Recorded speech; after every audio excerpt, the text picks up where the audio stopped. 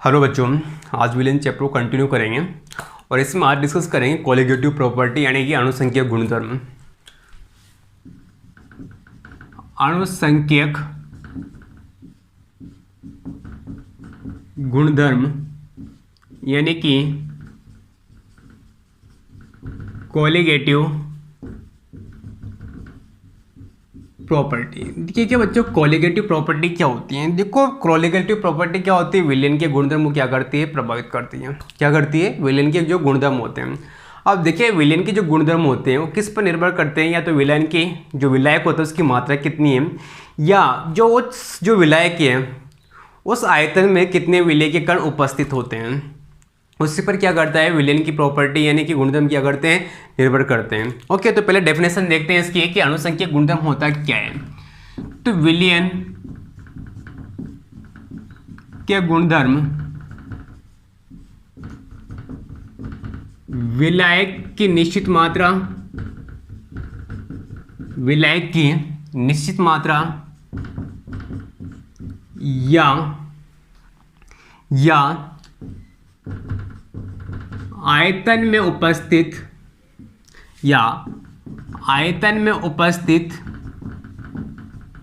विलेय के कणों पर निर्भर करते हैं।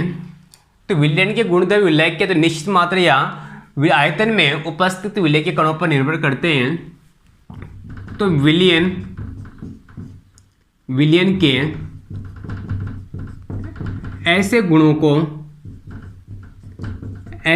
को अणुसंख्यक गुणधर्म कहते हैं। तो याद रखिए जब विलेन के गुणधर्म क्या होता है, तो विलायक की निश्चित मात्रा या उस आयतन में उपस्थित विलेय के कण कितने हैं उस पर निर्भर करे तो उसी को क्या बोला जाता है, अणुसंख्यक गुणधर्म कहा जाता है। अब देखिए अणुसंख्यक गुणधर्म क्या होते हैं, 4 टाइप्स के होते हैं। कितने होते हैं, 4 टाइप्स के होते हैं। तो इसके बाद में क्या है कि पॉइंट है कि अणुसंख्यक गुणधर्म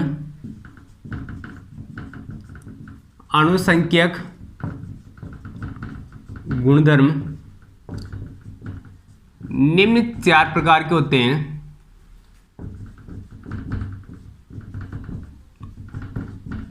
निम्न 4 प्रकार के होते हैं। कौन कौन से होते हैं, देखो इसमें जो पहला है वो है वाष्प दाब में अवनमन है।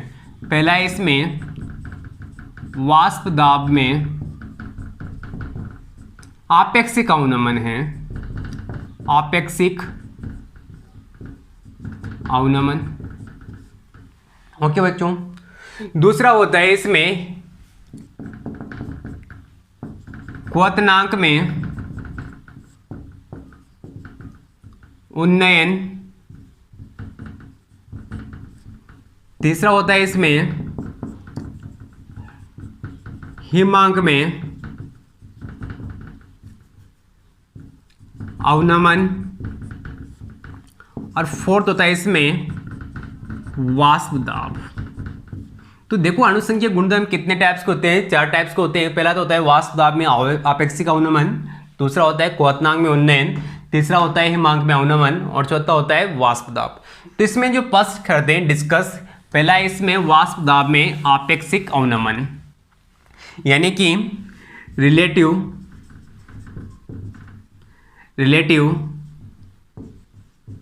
Lowering in vapour pressure.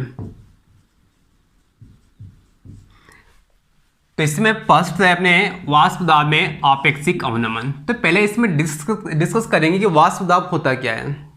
ठीक है बच्चों, देखो वाष्प दाब क्या होता है कि जैसे कि मैंने क्या लिया, कोई विलायक लिया और इसको क्या करोगे, गर्म करोगे तो इसके द्वारा क्या बनेगी, वाष्प बनेगी।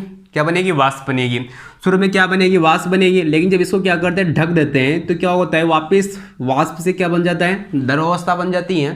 तो ऐसे केस में क्या होता है, जब वाष्प और द्रव अवस्था किस में आ जाती है, साम्य अवस्था में आती जाती है। तो उस दौरान जो वाष्प होती है वो सतह पर कितना क्या लगा रही है, दाब लगा रही है, उसी को क्या बोला जाता है, वाष्प दाब बोला जाता है। तो पहले इसकी डेफिनेशन देखते हैं कि निश्चित ताप पर कि निश्चित ताप पर कोई द्रव व वाष्प साम्यावस्था में होती है तो वाष्प द्वारा लगाया दाब ही वाष्प दाब कहलाता है।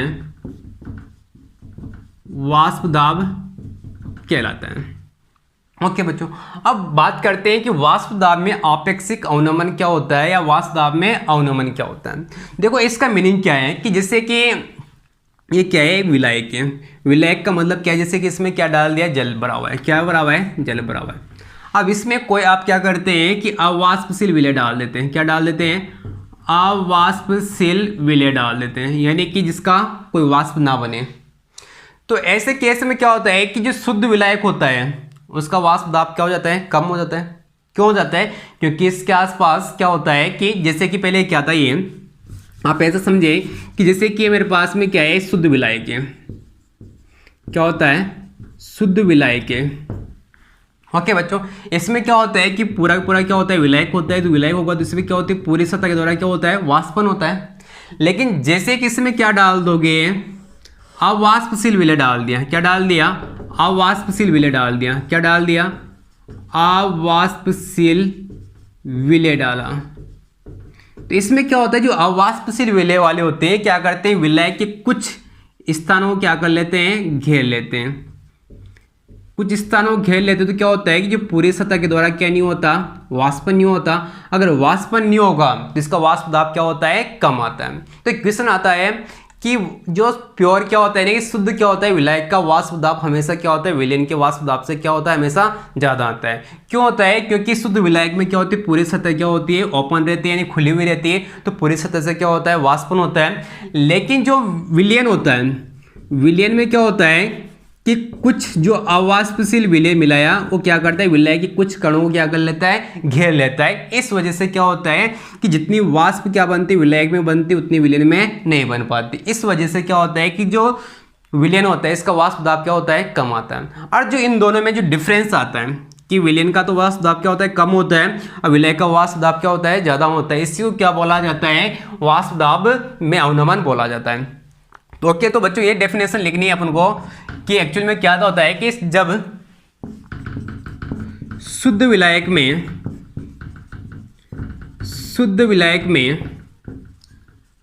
अवाष्पशील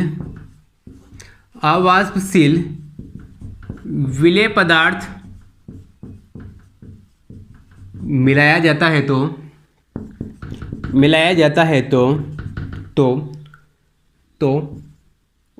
तो इसके वाष्प दाब में कमी आ जाती है। ओके बच्चों, क्यों आती है, क्योंकि मैं बता चुका हूँ, क्योंकि कुछ क्या कर लेते हैं, विलायक के कणों को कौन घेर लेते हैं, वाष्पशील विलय के कण घेर लेते हैं। ठीक है, तो इसी को बोला जाता है, देखो यहाँ पर लिख रहा हूँ मैं, वाष्प दाब में अवनमन। देखो कितना होता है कि देखो किसके लिए ले रहे हैं, पहले शुद्ध विलय का वाष्प दाब क्या होता है, ज़्यादा होता है। कि मैंने इसके लिए क्या लिख लिया, मान लिया कि P0 के द्वारा इसको क्या किया मैंने, कि इसको क्या किया मैंने, P0 के द्वारा क्या किया, शो किया। ये किसको शो करेगा, अगर P0 ले रहा हूँ मैं, ठीक है। तो इसके लिए मतलब आपके पास में क्या होगा, देखो यहाँ पर P0 लिया, यानी कि इसको मान लिया आपके पास में विलय को मैंने मान लिया A अवयव है। क्या है, A अवयव है। और इसको मान लिया मैंने, क्या माना, A माना। तो क्या लिखा मैंने, PA0। और शुद्ध के लिए यानी कि जो विलयन होता है उसके लिए क्या ले रहा हूँ मैं, A ले रहा हूँ। लेकिन यहाँ पर देखो A क्यों ले रहा हूँ मैं, क्योंकि A देखो जब भी मैं ऐसा यूज लेता हूँ कि नोट लगाता हूँ तो हमेशा किसके लिए होगा, शुद्ध के लिए होगा। और विलयन के लिए यानी कि जो इम्प्योर यानी कि अशुद्ध है उसके लिए क्या लगाऊंगा मैं, नोट नहीं लगाऊंगा। ठीक है, तो यहाँ पर जो वाष्प दाब में अवनमन होगा कितना होगा कि PA0 माइनस कितना हो जाएगा, PA हो जाएगा। यानी कि PA0 तो क्या हो चुका है कि शुद्ध अवस्था में वाष्प दाब माइनस क्या हो गया, अशुद्ध अवस्था में वाष्प दाब, यानी कि विलयन का वाष्प दाब किसका हो गया, विलायक का हो चुका है। ओके बच्चों, इसी प्रकार से एक वर्ड और आएगा जो आपको याद रखना है, वाष्प दाब में आपेक्षिक अवनमन, जिसको आगे क्या करेंगे, इसका डेरिवेशन भी करेंगे। वाष्प दाब में आपेक्षिक अवनमन, तो इसके लिए देखो इसका फॉर्मूला भी याद है कि आपके Pn0 माइनस Pa अपन कितना होता है यहाँ से बच्चों, कितना हो जाएगा Pa। तो इसको बोला जाता है कि वाष्प दाब में आपेक्षिक अवनमन। ठीक है, इसके बाद में अपन को रीजन लिखना है कि क्यों शुद्ध विलायक का वाष्प दाब ज़्यादा होता है, किससे, विलयन से। तो यहाँ पर एक पॉइंट जरूर लिखें, क्या लिखना है कि शुद्ध विलायक का वाष्प दाब हमेशा, या वाष्प दाब विलयन से अधिक आता है, विलयन से अधिक होता है, क्योंकि शुद्ध विलायक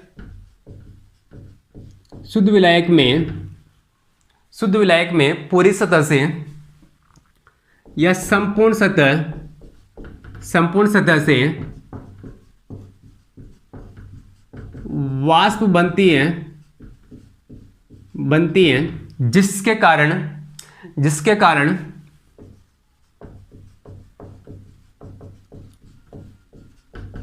वाष्प दाब का मान भी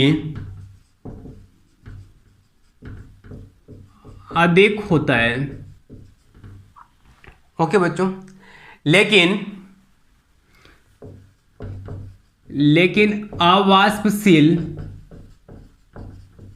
अवाष्पशील विलेय मिलाने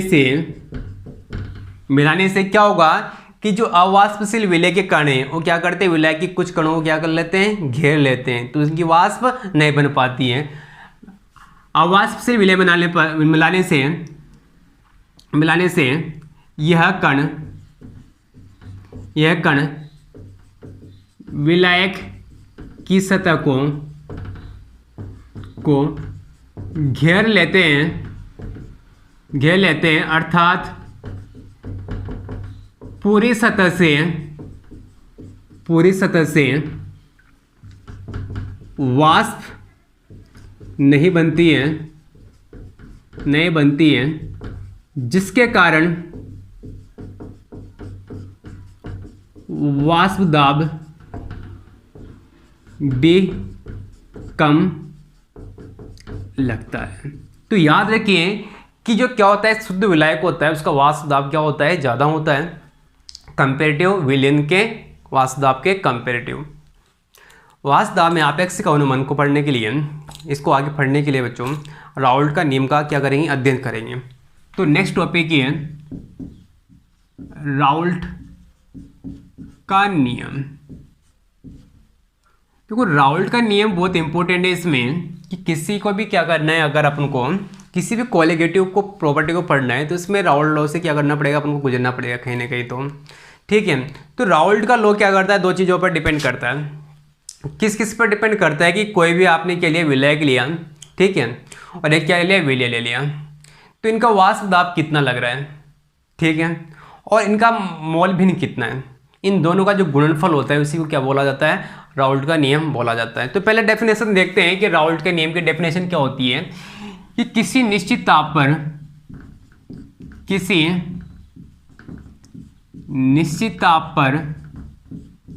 पर विलयन में उपस्थित वाष्पशील अवयव का आंशिक दाब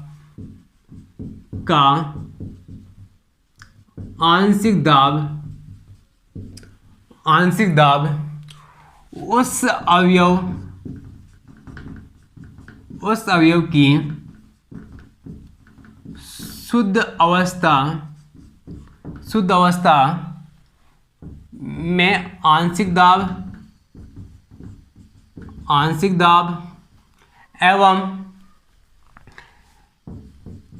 एवं उस अवयव के अवयव के मॉल भिन्न, किस पर, मॉल भिन्न के गुणनफल के बराबर होता है। तो क्या बोलता है राउल्ट का नियम कि किसी निश्चित ताप पर विलयन में उपस्थित वाष्पशील अवयव का आंशिक दाब किस पर डिपेंड करता है कि उस अवयव की शुद्ध अवस्था में आंशिक दाब कितना है, ठीक है, एवं उस अवयव का मोल भिन्न कितना है, उनके क्या होता है, बराबर होता है, ठीक है। अब देखिएगा इसमें भी क्या करेंगे कि जो जैसे शुद्ध विलायक है, ठीक है, उसमें एक बार तो क्या डालेंगे, अवाष्पशील विलय डालेंगे और एक बार क्या डालेंगे, वाष्पशील डालेंगे। तो उन दोनों के केस में क्या देखेंगे, आपेक्षिक अवनमन देखेंगे। ओके, तो इसमें भी पहला है जो राउल्ट का नियम है वो किस में देखेंगे, वाष्पशील विलययुक्त, वाष्पशील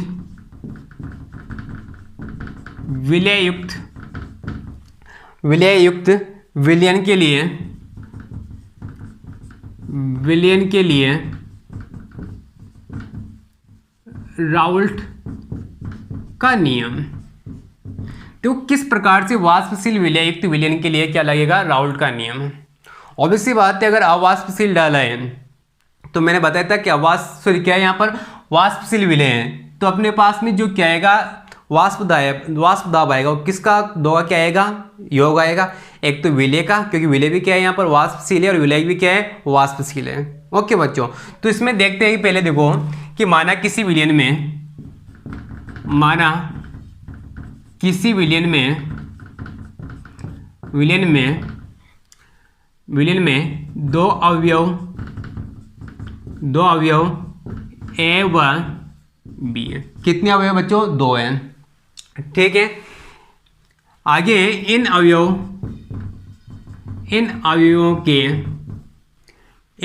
के वाष्पदाब क्रमशः कितना मान लिया, Pa व Pb है, कितना है, Pa व Pb है, तथा शुद्ध अवस्था में वाष्पदाब कितना मान लिया, Pa0 व Pb0 है, क्योंकि मैं बोल चुका हूँ जब भी शुद्ध अवस्था की बात करते हैं तो क्या लगाते हैं, नोट लगाते हैं, ठीक है बच्चों। Pa0 व Pb है, तथा मोल भिन्न क्रमशः कितना मान लो आप, जैसे कि x ए व xb हो तो राउल्ट के नियम से। तो राउल्ट का नियम क्या बोलता है कि देखो कि वाष्पशील अवयव का आंशिक दाब, यानी कि वाष्पशील अवयव का आंशिक दाब किस किस पर डिपेंड करता है कि उसकी शुद्ध अवस्था में आंशिक दाब कितना है और अवयव के मोल भिन्न कितना है। तो देखो यहाँ से क्या किया, जैसे कि मैंने कि वाष्पशील अवयव है, जैसे कि मैंने क्या लिया, यहाँ से देखो Pa लिया, दो कंपोनेंट अपने पास में क्या था, Pa था, तो यहाँ से क्या लिखोगे, देखो राउल्ट के नियम के अनुसार किस किस के इक्वल होता है कि शुद्ध अवस्था में आंशिक दाब कितना है। तो मैंने शुद्ध अवस्था में इसका कितना है माना कि Pa0 और मल्टीप्लाई कितना करोगे, x से करोगे, इसको मैंने क्या किया, इक्वेशन 1 में माना, ठीक है बच्चों। इसी प्रकार से दूसरा अपने पास में अवयव क्या है, B है, तो इसका वाष्पदाब कितना मान लिया, Pb, तो यहाँ से क्या होगा कि Pb0 और x से हो जाएगा, इसको क्या बोल दे, इक्वेशन नंबर 1 है। अब देखो यहाँ पर क्या होता है कि जो विलयन का वाष्पदाब होगा, इन दोनों का क्या होगा, योग होगा, कि कंपोनेंट एक यानी कि अवयव ए, पहला A और अवयव B के बराबर होगा। तो मैंने मान लिया कि यहाँ पर जो कि विलयन का वाष्पदाब दोनों का क्या हो जाएगा, योग होगा। तो यहाँ पर क्या होगा, देखो कि P इक्वल्स टू कितना होगा कि Pa प्लस कितना होगा, Pb होगा बच्चों, ठीक है। यहाँ से क्या करोगे, वैल्यू पुट करोगे, देखो P इक्वल्स टू कितना होगा, Pa का वैल्यू कितना है यहाँ से कि Pa0 x है प्लस Pb0 कितना करोगे, x भी करोगे, ठीक है। अब देखो बच्चों आप क्या जानते हैं कि देखो क्या, देखो आपने एक चीज़ पढ़ा है कि चूंकि ये देखो क्या होता है कि XA प्लस XB का वैल्यू कितना होता है, 1 होता है, ठीक है। तो यहाँ से अगर मैं क्या कर रहा हूँ कि अगर मैं XA का वैल्यू निकालना चाहूँ तो यहाँ से एक्स ए का वैल्यू निकालना होगा तो कितना होगा 1 माइनस एक्स बी होगा, नहीं होगा। तो अगर मैं क्या कर रहा हूँ, एक्स ए का वैल्यू कितना पुट करता हूँ मैं, 1 माइनस एक्स बी पुट करता हूँ। तो देखो यहाँ से क्या होगा कि यहाँ पर क्या होगा, पी इक्वल टू कितना करोगे कि पी ए नॉट कितना करोगे 1 माइनस एक्स बी, ठीक है। यहाँ से कितना करोगे वापस प्लस कितना हो जाएगा, यहाँ से देखो पी बी नॉट कितना करोगे एक्स बी करना है, ठीक है बच्चों, समझ में आ रहा है। अब यहाँ से क्या करना है, इस इक्वेशन को सोल्व करोगे तो कितना होगा, पी इक्वल टू कितना करोगे पी ए नॉट, ठीक है। यहाँ पर कितना हो जाएगा कि पी ए नॉट कितना करोगे, देखो यहाँ से पी ए नॉट, यहाँ पर कितना हो जाएगा पी ए नॉट एक्स भी हो जाएगा। यहाँ पर कितना करोगे कि पी बी नॉट एक्स भी करोगे, ठीक है। अब इसको आगे सोल्व करो, देखो कि यहाँ से पी इक्वल टू कितना जाएगा, देखो पी ए नॉट है। अब देखो यहाँ पर क्या है, प्लस वाला टर्म है, क्या है नेगेटिव वाला, तो इसको मैं आगे पीछे भी ले सकता हूँ, ठीक है।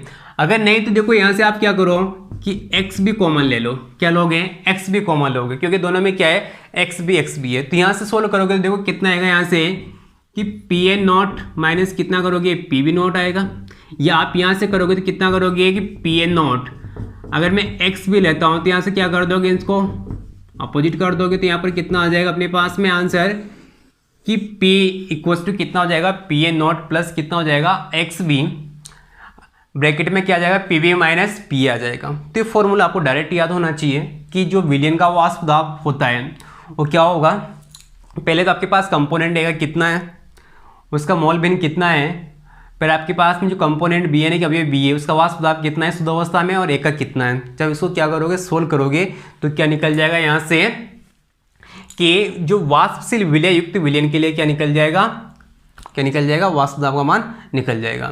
वाष्पशील विलय युक्त विलयन के लिए राउल्ट नियम देखा था बच्चों। अब देखते अगर अवाष्पशील विलय युक्त विलयन है तो किस प्रकार से राउल्ट नियम का पालन होगा। तो टॉपिक है अवाष्पशील विलय युक्त विलयन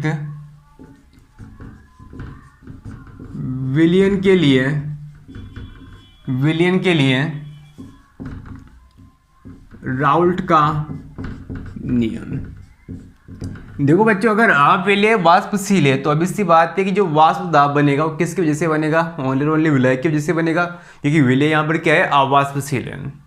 तो यहाँ पर जो टोटल विलयन का जो वाष्प दाब आएगा वो किस पर निर्भर करेगा, ओनली विलायक के वाष्प दाब पर क्या करेगा, निर्भर करेगा। तो पहले स्टेटमेंट लिखते हैं, देखो ये कि जब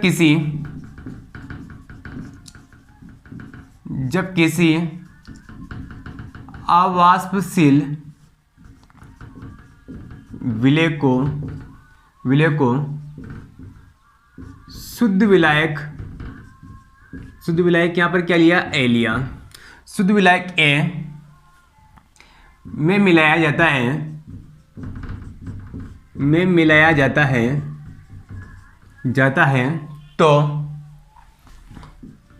तो प्राप्त विलयन का वाष्प दाब केवल वाष्पशील, देखो यहाँ पर वाष्पशील क्या है, ओनली विलायक है, वाष्पशील विलायक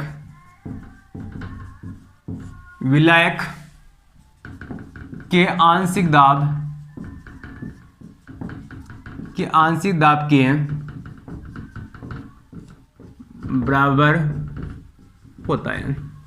तो देखो बच्चों यहाँ पर अगर अविलय क्या है विलायक है, सॉरी अविलय क्या है विलय है, तो जो विलयन का वाष्प दाब है किस पर निर्भर करेगा, ओनली विलायक के वाष्प दाब पर क्या करेगा, निर्भर करेगा। तो देखो यहाँ से अगर मैं लिखूँ जैसे कि P है, किसके इक्वल हो जाएगा, ये देखो इसके शुद्ध अवस्था में कितना है और इसका मोल भिन्न कितना है।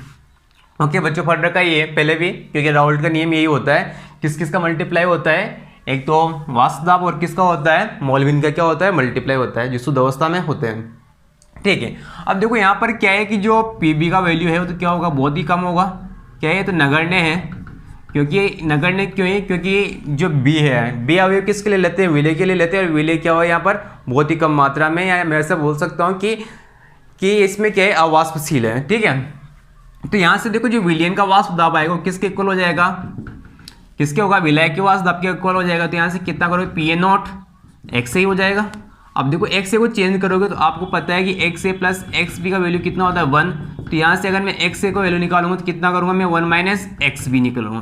तो यहाँ से पी ए इक्वल्स टू कितना हो जाएगा कि पी ए नॉट कितना कर सकता हूँ 1 माइनस एक्स बी। तो यहाँ से पी ए इक्वल्स टू कितना आएगा कि पी ए नॉट वापस इसको मल्टीप्लाई करोगे तो कितना आएगा P A not X B आएगा। ओके बच्चों, अब देखो यहाँ से किसका वैल्यू निकालोगे, देखो एक्स बी का वैल्यू निकालना है। तो यहाँ से मैं इसको अगर इस स्टेप को इधर लेकर आता हूँ तो कितना होगा P A not X B, यहाँ से कितना हो जाएगा कि पी ए नॉट कितना हो जाएगा पी हो जाएगा बच्चों। अब अगर मेरे को एक्स बी का वैल्यू निकालना है तो कितना करूँगा मैं कि P A not P A upon कितना हो जाएगा पी ए नॉट। तो अपने पास एक फॉर्मूला है कि देखो जो वाष्पशील जो अवाष्पशील विलय है उसका मोल भिन्न है वो किसके इक्वल हो रहा है यहाँ पर कि वाष्प दाब में आपेक्षिक अवनमन के क्या हो रहा है इक्वल हो रहा है। ठीक है, तो स्टेटमेंट लिखते हैं कि राउल्ट के नियमानुसार निश्चित ताप पर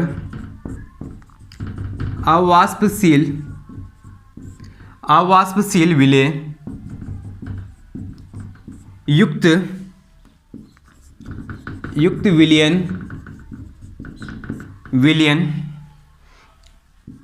का वाष्प दाब में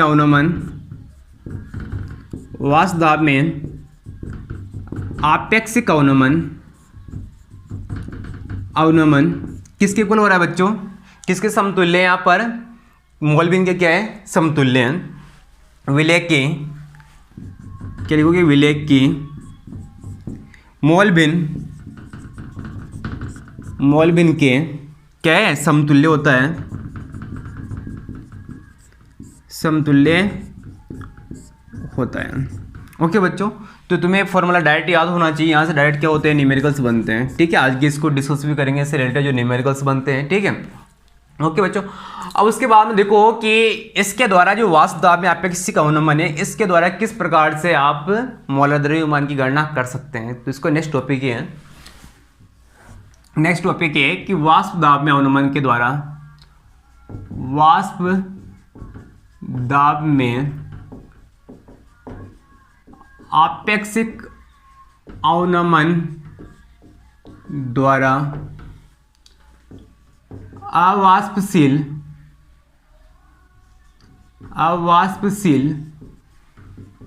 अवाष्पशील पदार्थ के मोलर द्रव्यमान की गणना, यानी कि कितना आपने जो विलय मिला है अवाष्पशील मिला है उसका मोलर द्रव्यमान कितना होगा, तो उसके क्या करना है गणना करनी है। देखो अपने एक पास फॉर्मूला है यहाँ से कि क्या कि P A not P A अपन कितना है पी ए नॉट है किसके इक्वल है एक्स बी के क्या है इक्वल है बच्चों। ठीक है, अब देखिएगा यहाँ पर एक्स बी क्या है, यहाँ पर विलय के क्या है मोल भिन्न है। तो विलय की मोल भिन्न कैसे निकालोगे, देखो इसको क्या लिख सकते हैं कि जो एक्स बी है क्या लिखोगे कि विलय के मोल भिन्न यानी कि विलय के मोल अपन क्या करोगे विलयन के मोल यानी कि एन ए प्लस कितना करोगे एन बी करोगे। ओके, अब देखो अगर इसको चेंज करोगे आगे तो क्या करोगे आप देखो कि विलय के मोल क्या होता है, देखो कि इसका क्या होता है द्रव्यमान और क्या करोगे अणुभार से क्या कर दोगे डिवाइड कर दोगे। तो यहाँ पर क्या लिखूंगा मैं कि डब्ल्यू बी अपन क्या कर दिया मैंने एम बी कर दिया। डब्ल्यू बी यहाँ पर क्या है कि विलय का क्या है ग्राम्य मात्रा है और एम बी क्या है इसका मोलर द्रव्यमान हो जाएगा। इसी प्रकार से अगर मैं एन ए के लिए बात करूँ तो कितना करूँगा W A upon M A plus कितना हो जाएगा वापस डब्ल्यू बी अपॉन कितना हो जाएगा एम बी हो जाएगा। तो इसी को मैं क्या कर रहा हूँ स्टेप को आगे बढ़ा रहा हूँ। तो यहाँ से कितना कर दूंगा मैं P A not P A upon कितना करोगे पी ए नॉट, यहाँ से कितना हो जाएगा कि W B upon M B W A M A plus कितना करोगे W B upon M B कर दोगे। ठीक है। अब देखिएगा जो राउल्ट का नियम होता है ये क्या होता है, अति तनु विलयनों के लिए क्या होता है, लागू होता है। क्या होता है, अति तनु विलयनों के लिए लागू होता है।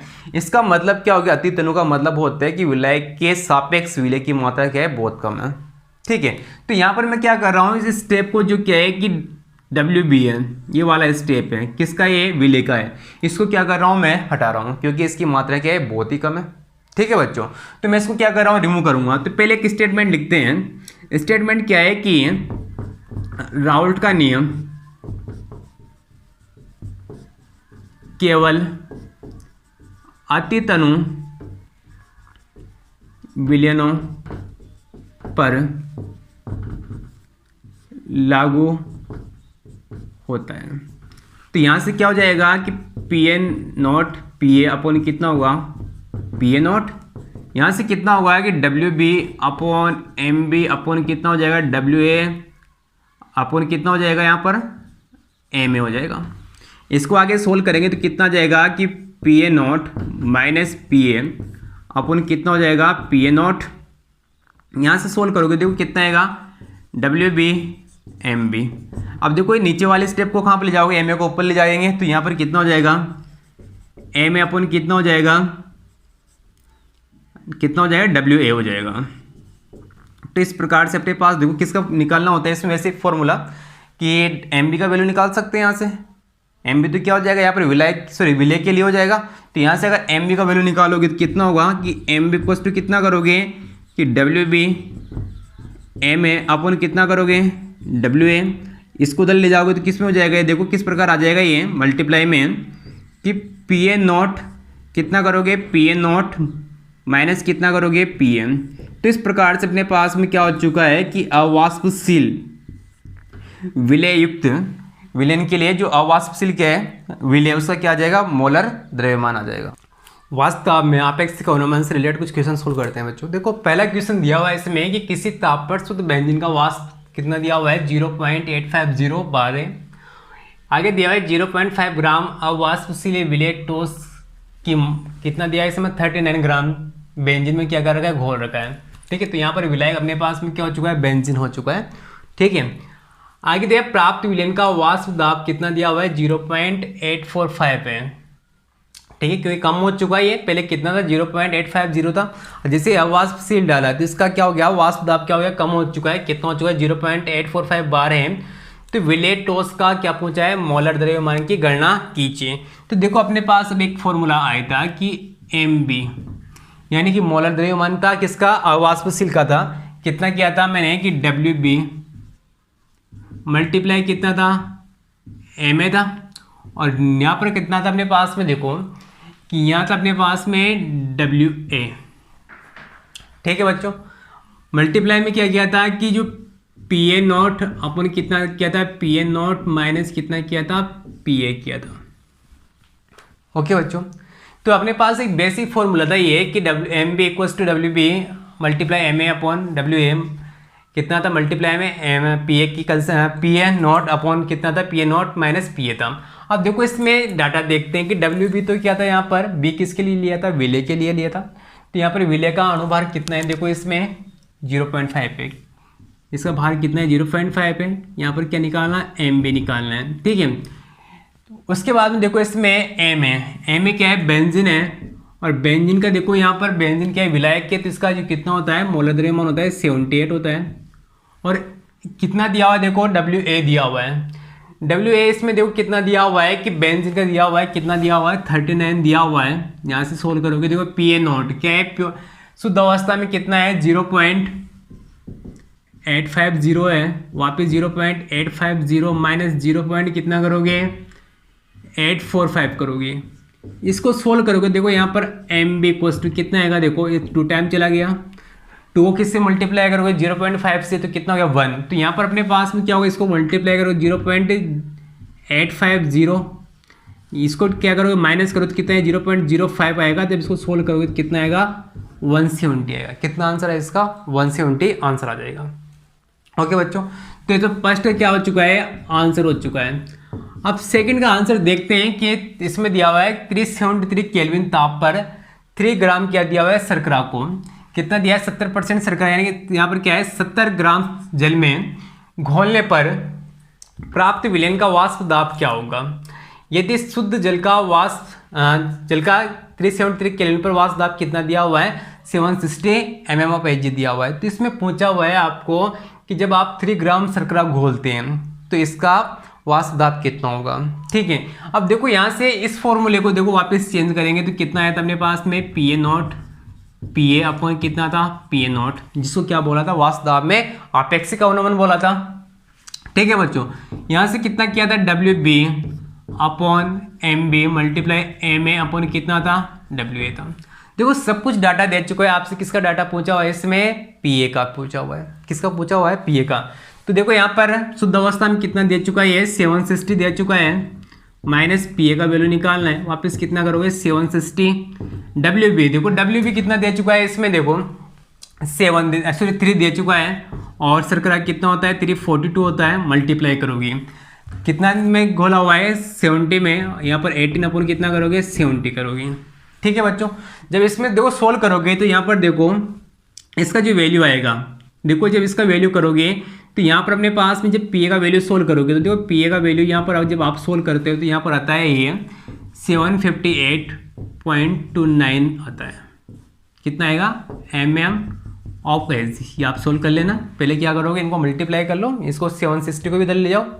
ठीक है, इसको सोल्व करोगे तो वैसे क्या करते हैं, जब इनको सोल्व करोगे ना आप तो आपके पास जो डाटा आएगा वो आएगा 1.71 आएगा। कितना आएगा 1.71 आएगा।